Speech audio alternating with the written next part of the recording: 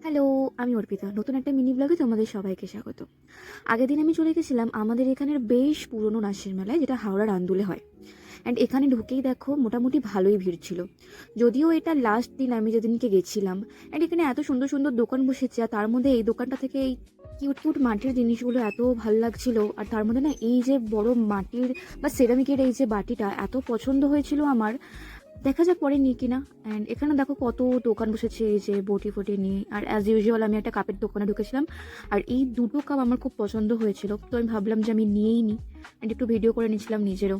তারপর এই যে ফুচকার দোকান লাইন দিয়ে বসেছে, আর মেলায় আসবো ফুচকা খাবো না এটা তো হতেই পারে না, তাই আমিও 1 প্লেট দই ফুচকা নিয়ে নিলাম। যদিও দই ফুচকাটা খুব একটা ভালো ছিল না। আর দেখো এই পর পর পুরো জিলিপি বাদামের দোকান পুরো লাইন দিয়ে এরকম পর পর বসেছে।